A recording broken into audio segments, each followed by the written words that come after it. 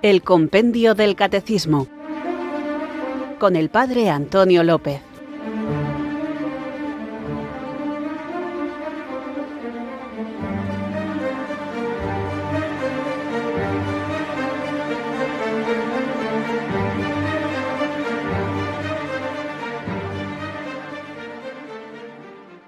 Hola, muy buenas amantes, apasionados, buscadores de la verdad. Recibid un abrazo del Padre Antonio López, mi abrazo desde Irurzun en Navarra, los que, guiados por el compendio del Catecismo, queréis madurar en la fe, enraizarla en la vida e irradiarla en el testimonio. Vamos a dedicar hoy el programa a las preguntas de los oyentes y os tengo que decir un poco de mi metodología a la hora de escoger las preguntas.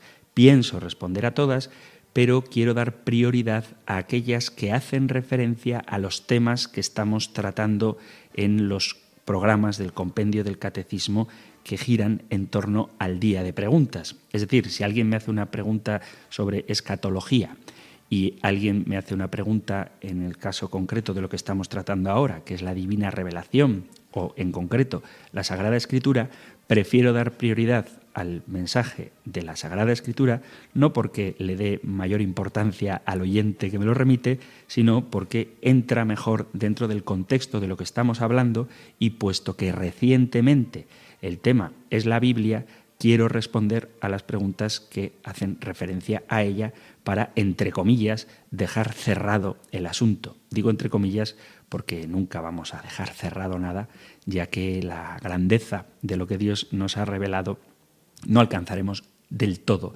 a comprenderla por muchas vidas y muy largas que éstas sean.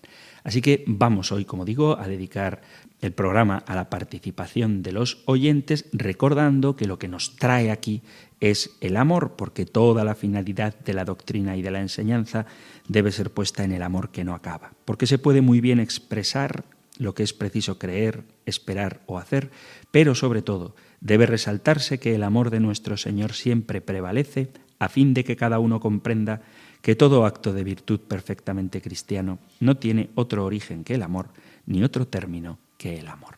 Vamos pues a comenzar nuestro programa, en el que hoy tenéis vosotros la voz para decidir de qué hablamos, y comenzamos invocando juntos el don del Espíritu Santo.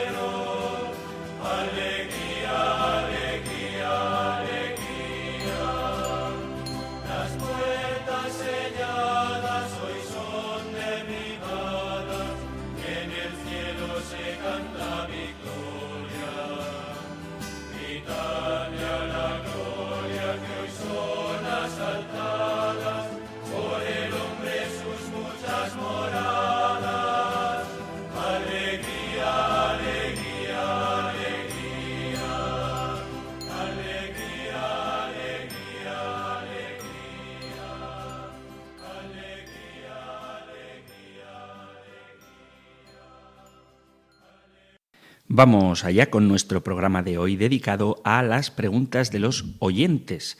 Quiero contestar a una que hemos recibido a través del WhatsApp. Agradezco poder escuchar la voz de quienes queréis participar en el programa a través de vuestras preguntas, y quiero responder a ella porque es una simple pregunta que, para responderla, tendría que animar al oyente a que, si no lo ha hecho, escuche los programas anteriores dedicados a la Sagrada Escritura y en particular a la verdad de la Sagrada Escritura.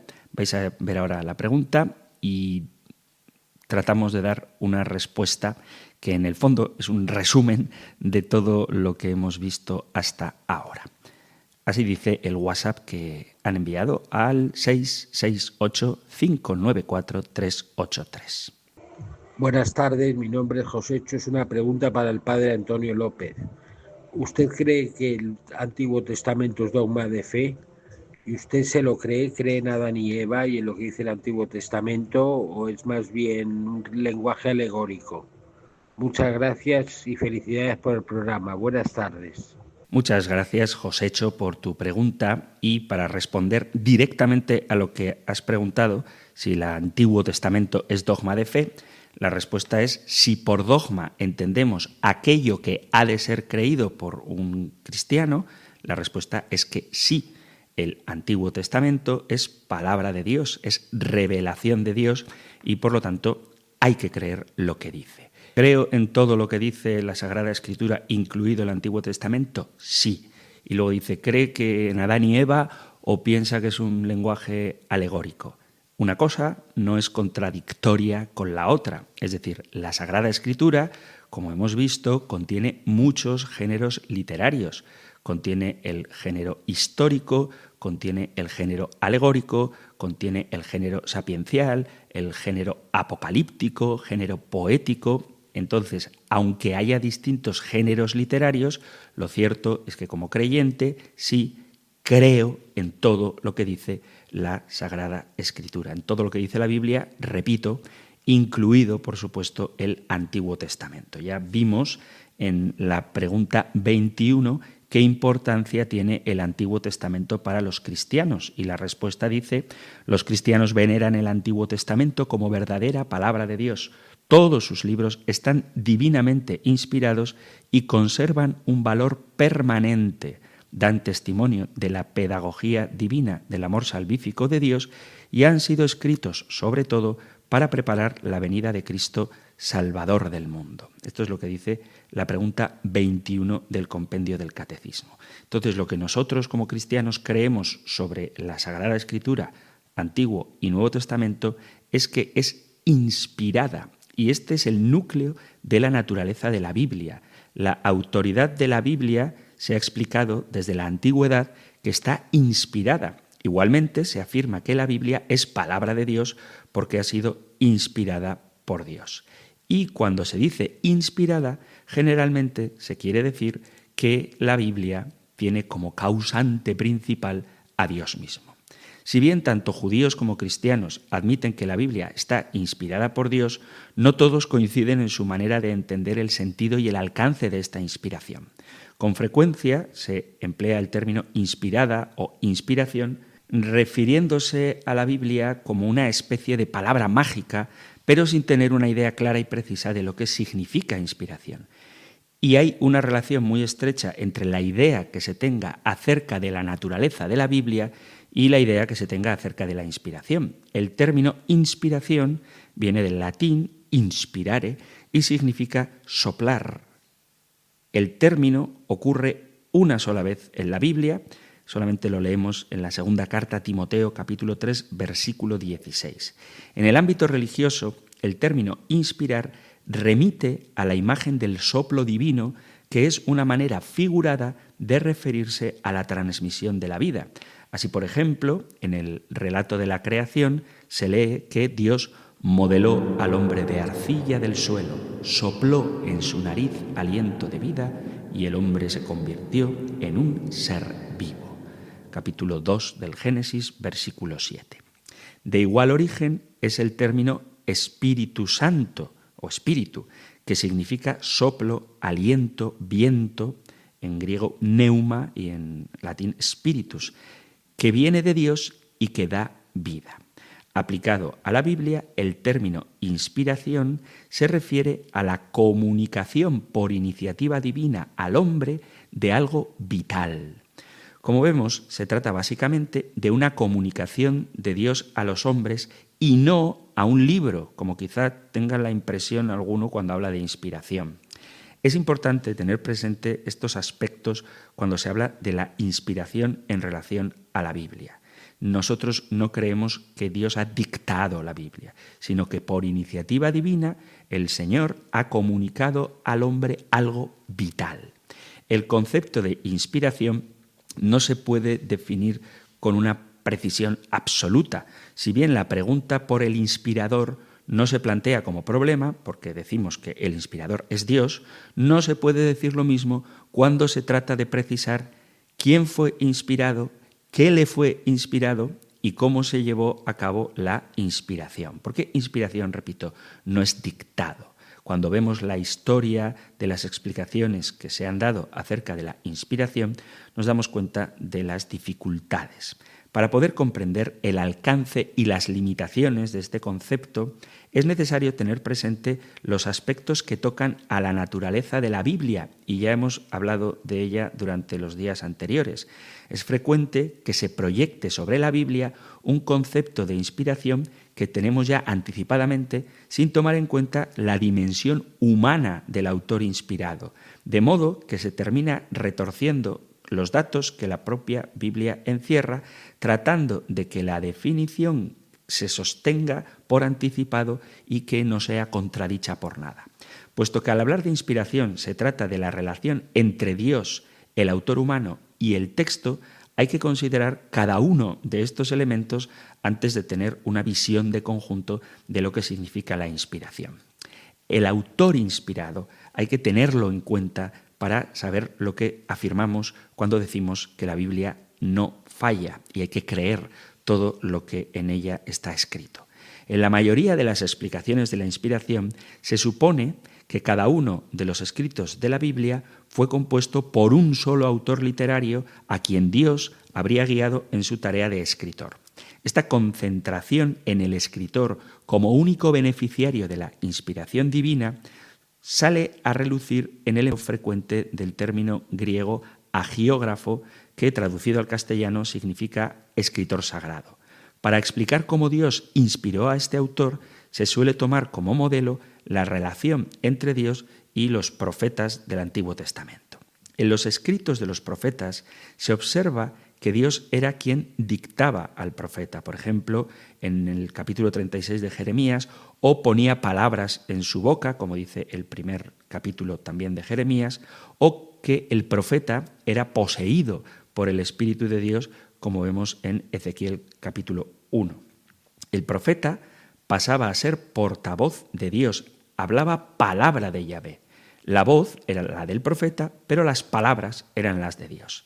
La manera en que se ha explicado la inspiración bíblica generalmente ha sido en base a la manera en que en el Antiguo Testamento se hablaba de inspiración profética, y esto se ha proyectado y extendido a toda la Biblia.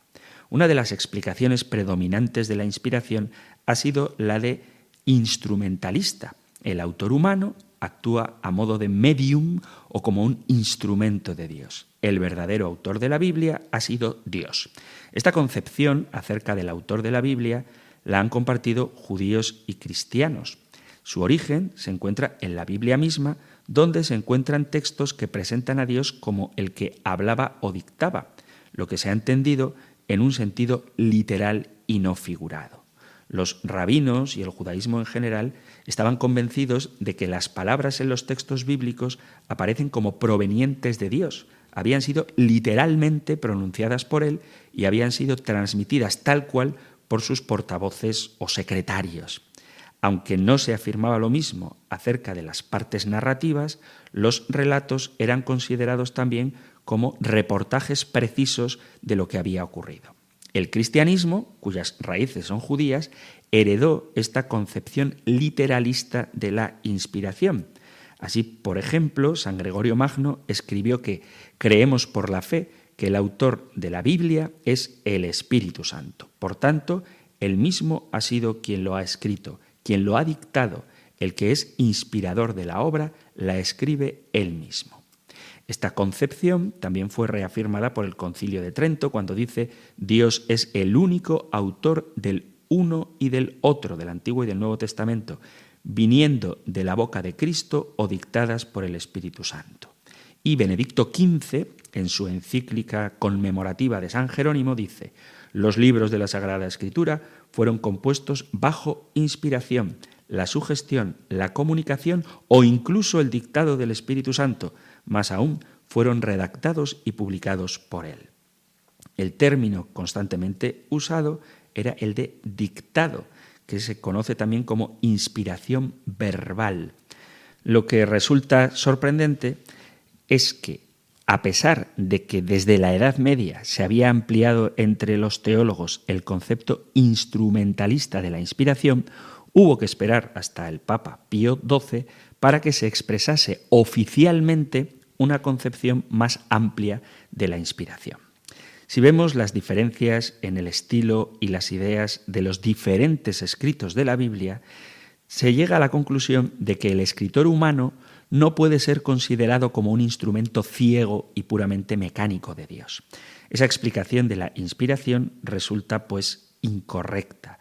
Es así que, especialmente en la Edad Media, influenciados por la filosofía de Aristóteles, los teólogos escolásticos y sobre todo el gran Santo Tomás de Aquino explicaron la inspiración en términos filosófico-sociológicos, es decir, Dios habría influenciado la mente del escritor preservando sus libertades y sus condicionamientos humanos, pero moviendo sus facultades intelectuales de tal modo que escribiese precisamente lo que Dios quería. Por lo tanto, se empezó a hablar de dos autores, uno divino y otro humano. Este concepto de inspiración es el que predomina hasta nuestros días en el ambiente católico. Entonces, el concepto inspiración no significa dictado. Nosotros creemos que es el Espíritu Santo el que garantiza la autenticidad del testimonio de los escritos bíblicos, y esto lo encontramos en la misma Biblia. Hay varios textos en los que bíblicamente se puede afirmar que los escritos son inspirados por Dios.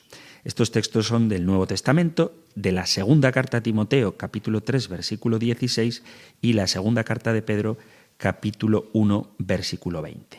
Segunda Timoteo, capítulo 3, versículo 16, dice así: Toda escritura es inspirada por Dios y útil para enseñar, para argüir, para corregir y para educar en la justicia. Así el hombre de Dios se encuentra perfecto y preparado para toda obra buena. Y la segunda carta de Pedro, capítulo 1, versículo 20, dice: Pero ante todo, tened presente que ninguna profecía de la Escritura puede interpretarse por cuenta propia, porque nunca profecía alguna ha venido por voluntad humana, sino que hombres movidos por el Espíritu Santo han hablado de parte de Dios. Vemos entonces cómo la propia Sagrada Escritura en el Nuevo Testamento habla de ella como inspirada por Dios o, como dice Pedro, movidos por el Espíritu Santo. Entonces, una cosa es ser inspirado y otra cosa es ser dictado. Una cosa es ser movido por el Espíritu Santo y otra distinta es que se anule la propia personalidad con su contexto sociocultural del autor sagrado. Esto es importante tenerlo en cuenta a la hora de poder interpretar la Biblia y darle el sentido que verdaderamente tiene. Es algo en lo que he insistido mucho. Dicho todo esto, ¿creemos en la inerrancia de la Sagrada Escritura? Es decir, ¿hay que creer todo lo que dice la Biblia? La respuesta es que sí, pero entendiendo bien lo que esto significa. Hablemos, pues, de la inerrancia de la Biblia. Inerrancia es la ausencia de error. Es una calidad que se dice de la Biblia y está estrechamente relacionada con su autoridad, especialmente relacionada con la inspiración divina. He hablado en 2 programas, por lo menos he mencionado el fundamentalismo bíblico, y en los círculos fundamentalistas la inerrancia de la Biblia es entendida en sentido estricto y absoluto del término, es decir, que hay en ella ausencia de cualquier tipo de error, y esta constituye una premisa fundamental que no admite cuestionamiento alguno. Su razonamiento es sencillo. Dios es el autor de la Biblia y Dios no puede errar ni conducir al error. En consecuencia, la Biblia no puede contener ningún error.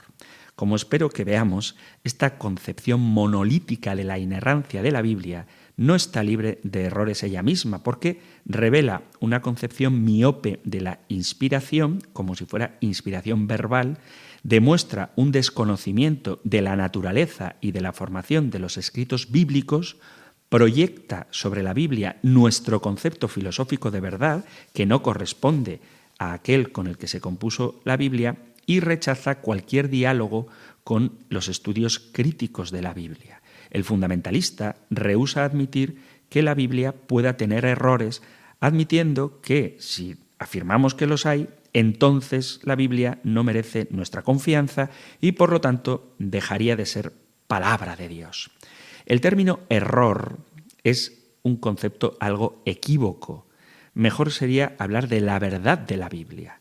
La no verdad puede ser accidental o intencional.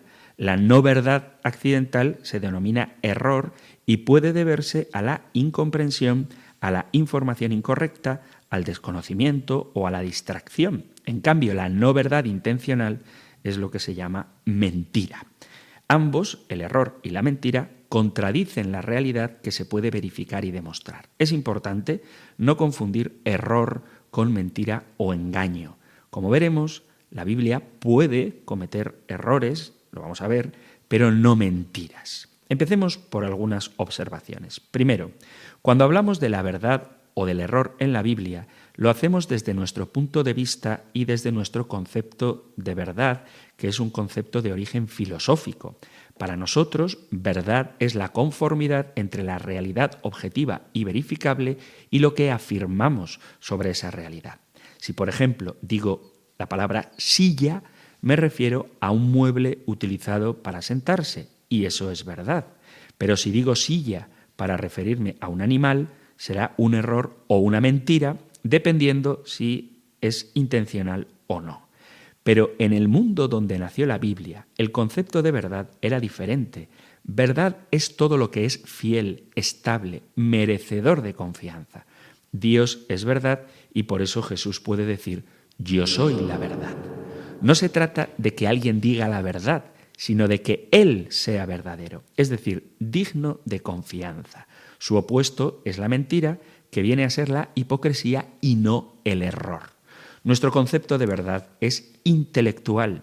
El concepto bíblico de verdad es existencial. En el mundo bíblico se pensaba en términos de confiabilidad, no en términos de veracidad. Se refiere a la relación entre personas y no a datos u objetos. Y es con este concepto de verdad que se compusieron los escritos bíblicos. La verdad de la que se trata en los escritos de la Biblia se sitúa en el nivel del mensaje, qué significa o qué quiere decir para el lector, no en el de los datos en sí mismos, qué pasó. Por eso pueden tranquilamente exagerar o cambiar los datos, y a eso nosotros lo llamaríamos mentira. Pero insisto, proyectar nuestro concepto de verdad a los escritos bíblicos es situarlos en un mundo conceptual que no era suyo, y es esperar de ellos lo que no pretenden ofrecer. A nosotros, la Biblia nos ha llegado mediante copias de originales que, como ya dije en su momento, se perdieron. Ahora bien, además de haber cometido algunos errores involuntarios, los copistas ocasionalmente introdujeron cambios intencionadamente. Y no solo los copistas, sino incluso los escritores bíblicos que utilizaron otros escritos como base para sus propias obras, quizá cambiaron ocasionalmente algunos datos. Basta comparar los pasajes que en los libros de Crónicas son paralelos a los que se encuentran en Samuel, en el libro de los Reyes, que sirvieron de base, o entre Mateo y Marcos, que fue Mateo una de las fuentes de Marcos, y se observa que hay discrepancias que desde nuestro punto de vista calificaríamos como errores. Y estos errores, entre comillas, ¿a quién se deben? ¿A Dios o a los escritores? Ningún texto de la Biblia afirma que la Biblia no contiene errores. La afirmación de que la Biblia no tiene errores no está dada por la Biblia misma. Cuando algún texto bíblico se refiere a la verdad, no es a los detalles históricos o científicos que se refiere, sino al mensaje global. Lo que ocasionó la transmisión de las tradiciones no era la información a secas, sino su significación, su mensaje, con miras a la salvación. La idea de una inerrancia absoluta de la Biblia es impuesta y proyectada desde fuera, no viene de la Biblia misma, a partir de la tesis de que Dios es responsable de la misma, es su autor absoluto y el hombre sería meramente un instrumento. Cuando se afirma que la Biblia está libre de toda clase de errores, implícitamente se afirma que esta inerrancia es válida para todos los tiempos. Pero esa afirmación cae por su propio peso. La concepción del mundo que se encuentra en los escritos bíblicos, según la cual, por ejemplo, la tierra es plana y no esférica, los astros están siempre arriba, suspendidos en el firmamento, y el sol gira en torno a la tierra, en vez de la tierra en torno al sol, debería ser en tal caso verdadera y debería sostenerse hoy como fue sostenida en los tiempos en los que se escribió. Y nuestras concepciones basadas en la astronomía y otras ciencias serían erróneas y tendríamos que condenar a muchos galileos. Igualmente, no deberíamos, según la Biblia, lo tenemos en varios pasajes, incluso del Nuevo Testamento, como Primera Carta a Corintios o toda la carta a Filemón, deberíamos, aprobar la esclavitud. En la Biblia se encuentran errores en materias de ciencia e historia, no podemos negarlo. Por ejemplo, en Levítico 11 y en Deuteronomio 14 se prohíbe comer la liebre porque rumia, cuando en realidad la liebre no es rumiante, sino un roedor. Igualmente, en el capítulo 11 de Levíticos se cataloga la langosta como un bicho alado que anda sobre 4 patas, cuando en realidad las langostas tienen 6 patas. Según el libro de Job, capítulo 20, versículo 16, la víbora mata con la lengua, cuando sabemos que la Biblia mata con los colmillos. Mateo, capítulo 4, versículo 24, menciona la curación de lunáticos. Se creía, y de ahí viene el nombre, que la luna era la causa de determinadas enfermedades psíquicas o de los nervios. Igual ocurre con las enfermedades de la piel, que eran todas tenidas por lepra. Y eso es simplemente una limitación propia de la cultura en la que se escribió el pasaje. En Marcos capítulo 9, versículo a partir del 17, se narra la curación de un muchacho poseído de un espíritu mudo, pero la descripción que se da acto seguido corresponde con lo que hoy llamaríamos epilepsia. Lo tira por tierra, echa espuma, rechina los dientes y queda rígido. La enfermedad separada de la posesión. La concepción del mundo, como vemos, no es igual que la que tenemos hoy, enriquecida por los datos que proporciona las ciencias. Según el capítulo 7 del Génesis, el diluvio habría durado 40 días. Pero en el mismo capítulo 7 del Génesis, unos versículos más adelante, dice que el diluvio duró 150 días. ¿De quién era hija Rebeca? Según el capítulo 24 del Génesis, lo era de Nahor, hermano de Abraham. Pero según el capítulo 22 del Génesis, lo era de Betuel, hijo de Nahor. ¿Quién fue el suegro de Moisés? Según Éxodo capítulo 2, era Reuel, sacerdote de Madián. Según el capítulo 3, era Jetró. Y según Números, su suegro era Jobab, hijo de Reuel. El lugar donde ocurrió el milagro del agua que brotó de la roca de Meribá, según Éxodo 17, se situaba en Refidim, pero según Números se hallaba en Kadesh. Las tablas de la ley se entregaron en el monte Sinaí, como dice el capítulo 24 del Éxodo y el 34 del Éxodo, o en Horeb, según el capítulo 9 del Deuteronomio.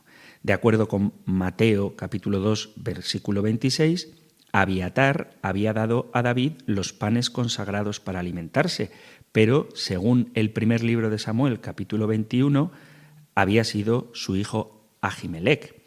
Hay muchos pasajes en los que podemos ver que existen errores, o si queréis llamarlo así, aunque no me parece del todo adecuado, llamarlo contradicciones. Por ejemplo, según la profecía de Jeremías en el capítulo 22 y en el capítulo 36, Joaquim el rey tendría un entierro humillante fuera de las puertas de Jerusalén y no habría tenido descendencia. Pero en el segundo libro de Reyes, capítulo 24, versículo 6, se nos dice que se acostó Joaquim con sus padres y reinó en su lugar su hijo Joaquim. Uno de los dos pasajes está errado. Según el segundo libro de Samuel, capítulo 10, versículo 18, David habría destruido 700 carros de los arameos. Pero, según el primer libro de Crónicas, capítulo 19, versículo 18, eran 7.000. El resultado del censo que llevó a cabo David, según el segundo libro de Samuel, indica que había en Israel 800.000 hombres de guerra y en Judá había 500.000. Pero, según el primer libro de Crónicas, capítulo 21, las cifras eran de 1.100.000 y 470.000, respectivamente.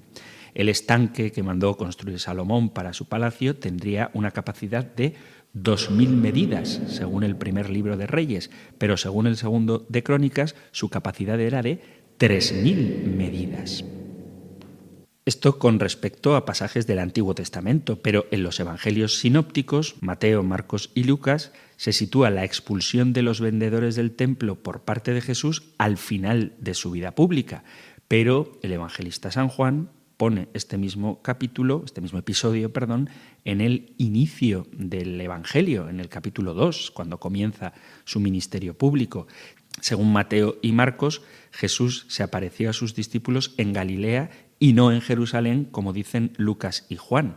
Además, según San Lucas, la ascensión de Jesús habría sido el mismo día de sus apariciones y cerca de Betania, mientras que según los Hechos de los Apóstoles, escritos también por Lucas, la ascensión habría ocurrido 40 días después en el monte llamado de los Olivos. Si nos pusiéramos a buscar las discrepancias entre los evangelios, veríamos que son abundantes y la lista sería enorme. Ya hablaremos en otro momento, si queréis, de cómo estas discrepancias denotan o demuestran la autenticidad del testimonio que están dando. Pero, como digo, los ejemplos se pueden fácilmente multiplicar y nos obligan a admitir la existencia de errores de tipo informativo en la Biblia.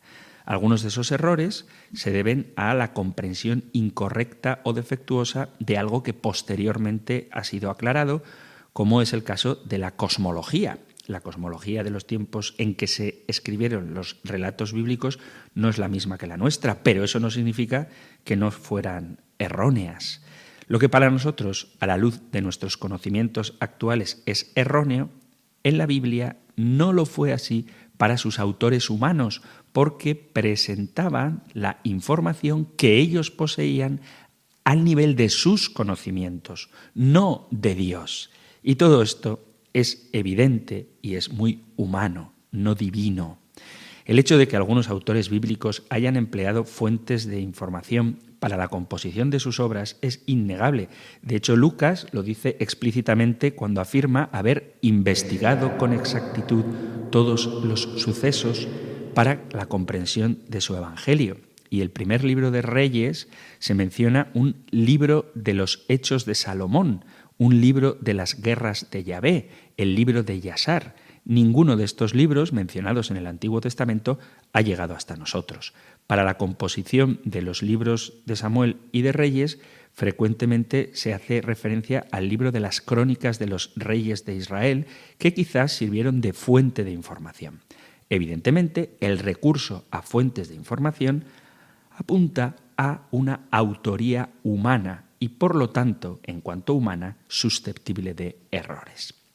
Estos errores informativos que he destacado indican que se trata de errores en el conocimiento humano, ya sea porque corresponden a un momento cultural determinado o porque los autores no fueron testigos oculares de los hechos.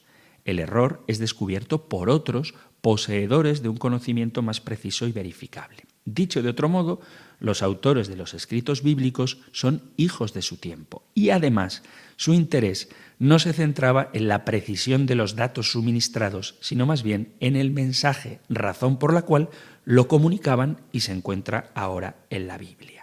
Podemos entonces afirmar que sí existen errores históricos en la Biblia propios de la información que el autor del texto sagrado tenía en aquel momento.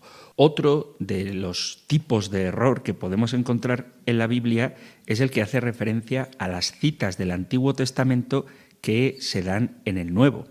la mayoría de las citas en el Nuevo Testamento se hacen del Antiguo, no coincidiendo exactamente con él. Por ejemplo, en el capítulo 27 del Evangelio de San Mateo, en el versículo 9, leemos: «Entonces se cumplió el oráculo del profeta Jeremías, y tomaron las 30 monedas de plata, cantidad en que fue tasado aquel a quien pusieron precio algunos hijos de Israel, y las dieron por el campo del alfarero, según lo que me ordenó el Señor». Dice el Evangelio que esto es del profeta Jeremías, pero en realidad esta cita está sacada no de Jeremías, sino de Zacarías, capítulo 11, versículo 12. Quiero decir con esto que por parte del autor sagrado sí que hay errores, no mentiras, pero errores propias de la limitación de aquel a quien el Espíritu Santo ha inspirado. Y repito, cuando debates con alguna persona que quiere minusvalorar el sentido que tiene la Biblia como inerrante, puede citar muchísimos pasajes que aparentemente son contradictorios. Solo por poner algún ejemplo más, en el capítulo 2 de Isaías tenemos la profecía donde se anuncia que de las espadas se forjarán arados y de las lanzas podaderas. Pero la misma Biblia, en el profeta Joel, capítulo 3, dice: «Forjen espadas de los azados y lanzas de las podaderas», que es justo lo contrario que dice Isaías. Hasta Jesús mismo se podría haber equivocado ocasionalmente si nos fijamos, por ejemplo, en la parábola de la semilla de mostaza, en el capítulo 4 de San Marcos, que no es la más pequeña de todas. O cuando Jesús anuncia la negación de Pedro, en el Evangelio de San Marcos, capítulo 14, le dice que antes de que cante el gallo, por segunda vez, Pedro lo negará, pero de acuerdo con los otros evangelistas, sería antes de que el gallo cante por primera vez. En el Evangelio de San Mateo, capítulo 10, versículo 10, Jesús habría instruido a los discípulos a no llevar ni alforja para el camino, ni 2 túnicas, ni sandalia, ni bastón.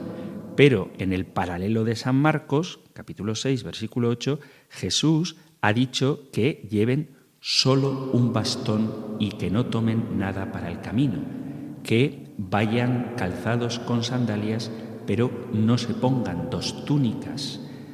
Hay muchas discrepancias entre los evangelios y todas estas no son de revelación divina. Se comprende cuando no se parte de la tesis de que ha sido Dios mismo quien las pronunció literalmente, sino que se deben a la manera de entender las cosas por parte del autor humano y que se trata de interpretaciones por parte de los autores que surgieron de situaciones concretas a las cuales se adaptaron.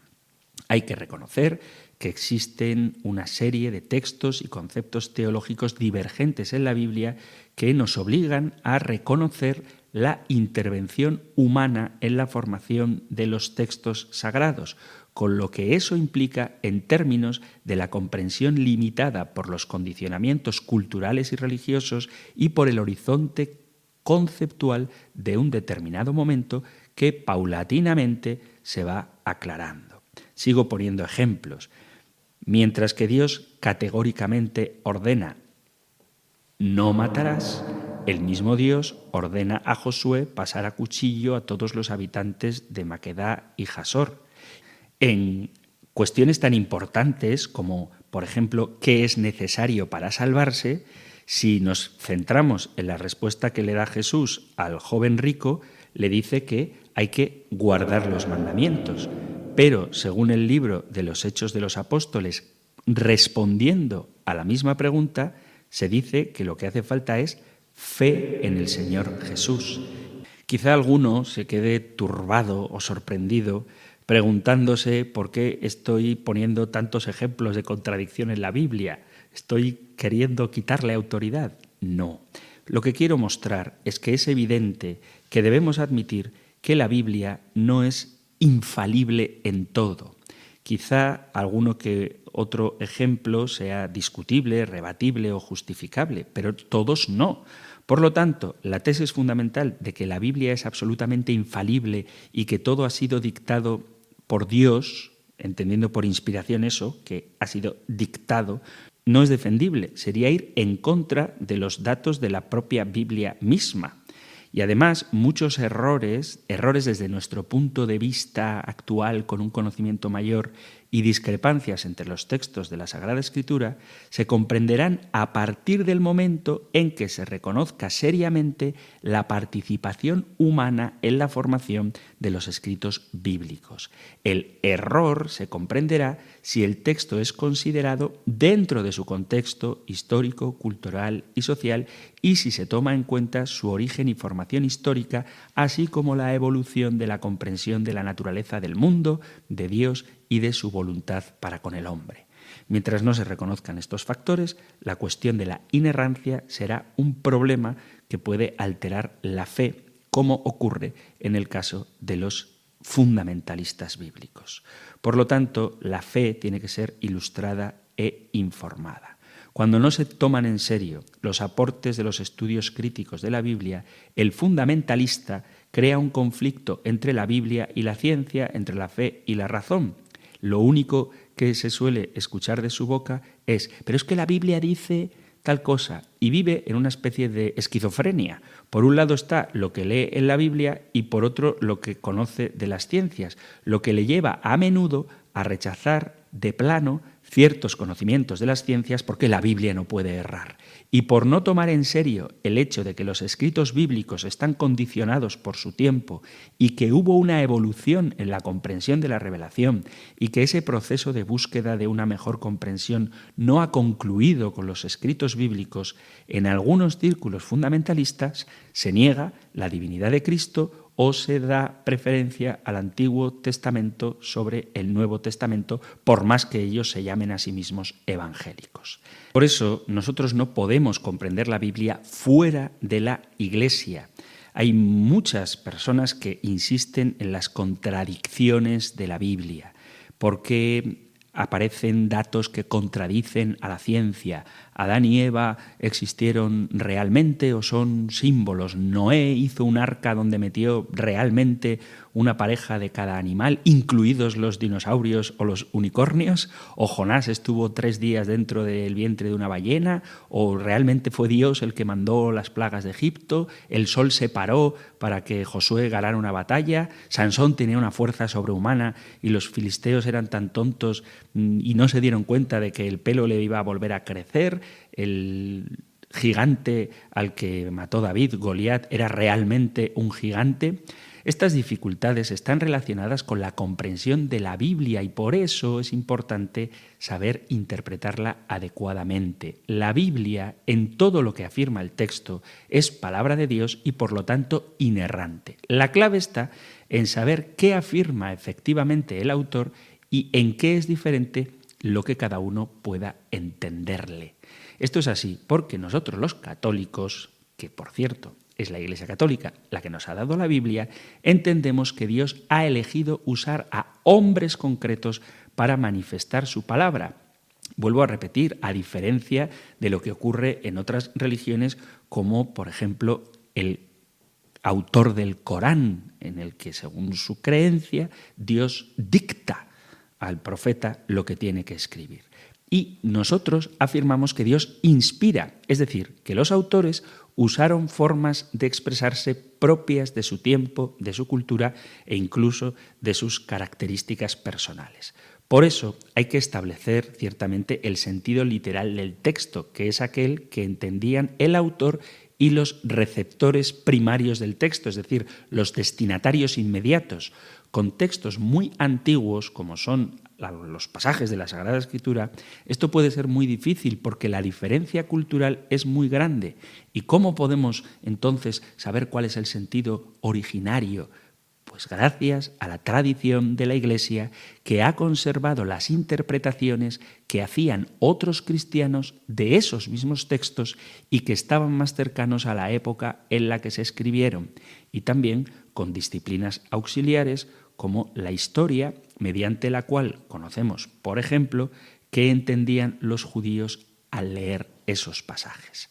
A partir del sentido literal se llega al sentido espiritual o al sentido simbólico, en definitiva al sentido pleno, al sentido moral, al sentido analógico, todo ello inspirado por Dios.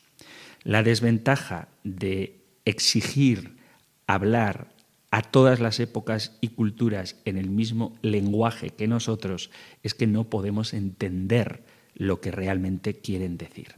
Decía el Papa Francisco: para comprender la Escritura adecuadamente es necesaria la constante presencia del Espíritu Santo que guía toda la verdad. Es necesario colocarse en la corriente de la gran tradición que, bajo la asistencia del Espíritu Santo y la guía del Magisterio, ha reconocido los escritos canónicos como palabra que Dios dirige a su pueblo y jamás ha dejado de meditarlos y de descubrir sus inagotables riquezas, tal y como afirma el Concilio Vaticano II en la Constitución Dogmática Dei Verbum. Es decir, que cuando un católico se acerca a la Escritura, primero pide al Espíritu Santo que lo ilumine y conceda un corazón abierto al mensaje de nuestro Señor Jesucristo. Luego lee e intenta dilucidar, según sus capacidades, qué quiere decir Dios a través de ese pasaje. Para muchos textos eso es suficiente, pero también hay textos que no son claros y en esos casos los católicos recurrimos a la tradición con la guía del Magisterio para profundizar en el mensaje, normalmente descubriendo que esos textos que parecen oscuros son muy ricos en significado. Y esta es la diferencia fundamental entre los católicos y los demás cristianos. La importancia de la revelación que se da no solo en la Sagrada Escritura, sino también en la tradición. Si hay dudas en las interpretaciones, tenemos que recurrir al magisterio de la Iglesia cuando éste se ha pronunciado, porque no todos los textos de la Sagrada Escritura tienen una definición, digamos, inadecuadamente dogmática sobre su correcta interpretación. Es decir, hay pasajes que se pueden interpretar con libertad católica de modos diferentes. Por ejemplo, la mujer del Apocalipsis 12, ¿quién es? ¿La Virgen María o la Iglesia? No es o, sino que se puede interpretar que es la Virgen y se puede interpretar que es la Iglesia, de la que, por cierto, María es tipo y modelo. Por eso es muy importante que nos acerquemos a la Biblia, que la conozcamos, que la leamos y la interpretemos con libertad, pero siempre sin romper con la tradición y sin desobedecer o desoír el magisterio de la Iglesia. Por eso, cuando hablamos de revelación, nos referimos no solo a la Biblia, sino también a la tradición y al magisterio. Como el oyente preguntaba en concreto si yo creo en Adán y Eva como símbolos o alegorías, o si existieron realmente, el relato de Adán y Eva que nos entrega el Génesis está íntimamente ligado al pecado original y a la predicación del cristianismo, especialmente por lo que dice San Pablo sobre la misión de nuestro Señor Jesucristo, en concreto en la carta a los Romanos capítulo 5, versículo 18. Por consiguiente, así como la falta de un solo hombre causó la condenación de todos, también el acto de justicia de uno solo producirá para todos los hombres la justificación que conduce a la vida. Esta es una cuestión fundamental, por lo tanto, requiere un pronunciamiento de la Iglesia. Y la Iglesia se ha pronunciado en el Catecismo, en el punto 390. Ya hablaremos de él cuando lleguemos, pero dice: el relato de la caída, capítulo 3 del Génesis, utiliza un lenguaje hecho de imágenes, pero afirma un acontecimiento primordial, un hecho que tuvo lugar al comienzo de la historia del hombre. La revelación nos da la certeza de la fe de que toda la historia humana está marcada por el pecado original libremente cometido por nuestros primeros padres. Entonces, ¿creo que Adán y Eva existieron realmente? Sí, a pesar de que el episodio esté descrito en un lenguaje simbólico.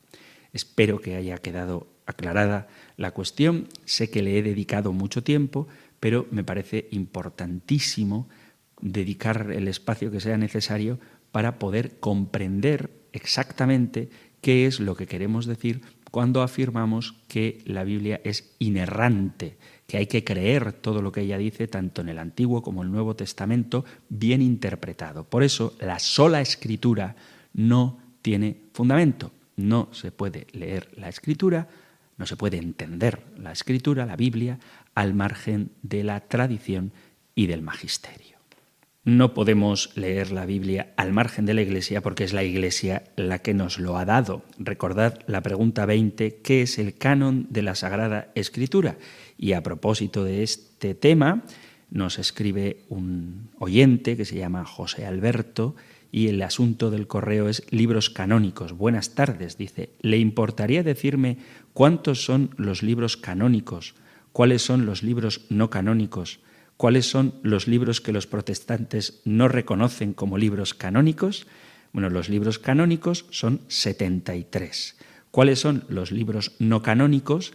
Aquellos que fueron excluidos del canon, hablé en su momento de los llamados libros apócrifos, y cuáles son los libros que los protestantes no reconocen como canónicos. Son lo que nosotros llamamos libros deuterocanónicos. Es bien sabido que las Biblias protestantes, aparte de que algunas pueden estar tergiversadas y amañadas en su traducción, y en algunos casos, como la Biblia del Nuevo Mundo, directamente falsificadas, tienen como gravísimo problema la mutilación, la ausencia de 7 libros. Ellos aseguran que fue la Iglesia Católica la que añadió tales libros, afirmación que no puede ser probada con ningún documento histórico. Fieles a no creer nada de lo que venga fuera de la Biblia, tampoco pueden probar bíblicamente que la Iglesia realizó tal añadidura. Lo que sí está total y ampliamente sustentado con documentación histórica es que la Iglesia Católica dio origen y forma al canon, es decir, a la lista oficial de libros que componen la Biblia. Ya hablé de ello, repito, en la pregunta 20, fue en el Sínodo de Roma, cuando gobernaba la Iglesia el Papa Dámaso I, y además en los concilios de Cartago e Hipona, cuando se establece el canon de lo que hoy tenemos como la Biblia. Y así lo reconocen todas las fuentes, incluidas las protestantes e incluido el padre de todo el protestantismo, Martín Lutero. Estamos obligados a conceder a los papistas, dice Lutero, que ellos tienen la palabra de Dios, que la hemos recibido de ellos y que sin ellos no tendríamos conocimiento alguno de ella. Estas son palabras de Lutero. Si bien es verdad que esas ediciones protestantes antiguas tenían los libros deuterocanónicos como un apéndice separado de los protocanónicos, lo cierto es que los tenían en sus Biblias. Fue en 1824 cuando las Sociedades Bíblicas Unidas decidieron no publicar en sus Biblias los deuterocanónicos. Y la razón, tristemente, es porque cuando la Sociedad de Edimburgo notificó a la de Londres que si seguía publicando en sus distribuciones de las Biblias aquellos libros, le suspendería la aportación económica, la cual era muy elevada. Y como eso sería un golpe muy duro a las finanzas, se tomó la decisión de quitar de las ediciones de las Biblias los libros deuterocanónicos. La razón, así repito que ya hablé de ello cuando hablé de la formación del canon, pero la razón por la que excluyen estos libros de la Biblia es que fueron escritos originariamente en griego y no están en el canon judío. Si bien es verdad que ese canon judío en el que se estableció el Antiguo Testamento es del siglo II después de Cristo, en el llamado Concilio de Yamnia, y se sacaron porque olían demasiado a cristianismo. Y por eso los judíos rechazaron esos libros que nosotros llamamos deuterocanónicos y que sí estaban en la Biblia llamada de los 70, en la Septuaginta. ¿Cuáles son estos libros? Por responder a la pregunta concreta que nos hace el oyente, son el libro de Tobías, el libro de Judith, el libro de la sabiduría, el libro del eclesiástico, también conocido como Sirácida, el libro de Baruch, el libro primero y segundo de Macabeos y las adiciones en griego al libro de Esther, que si queréis el dato concreto son del capítulo 10, versículo 4 al capítulo 16, versículo 24. Estos libros que no están en el canon judío y que parece ser que fueron escritos originariamente en griego, fueron excluidos por el Concilio de Yamnia como canónicos y los protestantes también los han excluido del canon bíblico. Ahora bien, si su argumento es que estos pasajes no estaban en el canon judío, habría que preguntarles por qué sí aceptan los 27 libros del Nuevo Testamento, que tampoco estaban en el canon judío. Es decir, si rechazan el libro de sabiduría porque los judíos no lo consideran palabra de Dios, según ellos, ¿por qué no rechazan también el Evangelio de Lucas, que los judíos no consideran palabra de Dios? No te puedes arbitrariamente atribuir la capacidad de aceptar unos libros con un criterio y luego no aplicar ese mismo criterio a otros libros. Entonces, si aceptamos el canon cristiano con sus 27 libros del Nuevo Testamento, habría que aceptar el canon cristiano con sus 46 libros del Antiguo Testamento, porque si no estaremos utilizando un criterio, como digo, aleatorio y que no tiene ningún fundamento justificable. Por eso quiero insistir en que no se puede tener la Biblia sin la Iglesia, que es la que nos lo ha dado. No se puede interpretar adecuadamente sin el Espíritu Santo que ha inspirado a la Iglesia para que instituya el canon de la Sagrada Escritura. Entonces, aceptas la autoridad de la Iglesia para los 27 libros del Nuevo Testamento, pero no la aceptas para los 7 que quieres rechazar porque muchos de ellos contradicen doctrinas que presupones que van en contra de lo que tú, al margen de toda la tradición de la Iglesia, quieres sostener. Esto es una incongruencia de la que, si hay algún hermano separado que quiera hablar, estaré encantado de dialogar con él. La Biblia en ningún lugar dice que ella misma sea columna y fundamento de la verdad. Sin embargo, sí que lo dice de la Iglesia. Cito primera carta a Timoteo, capítulo 3, versículo 15. Si me retraso, sepas cómo hay que portarse en la casa de Dios, que es la Iglesia del Dios viviente, columna y fundamento de la verdad. Es la Iglesia, no la Biblia, quien sostiene la verdad. Es la Iglesia quien sostiene, quien nos da, quien nos interpreta, quien nos ayuda a interpretar la palabra de Dios escrita. Os tengo que dejar ya, se nos ha pasado el tiempo. Os recuerdo que si queréis enviar vuestras preguntas podéis hacerlo al correo electrónico compendio@radiomaria.es o al número de teléfono para WhatsApp 668-594-383, 668-594-383 o compendio@radiomaria.es. Terminamos con la bendición del Señor. El Señor te bendiga y te guarde. El Señor ilumine su rostro sobre ti y te conceda su favor. El Señor te muestre su rostro y te conceda la paz. Pidiendo a Dios Padre la plenitud del Espíritu Santo y de la mano de María, Madre del Hijo, os emplazo hasta un nuevo programa del Compendio del Catecismo. Muchísimas gracias y que Dios os bendiga.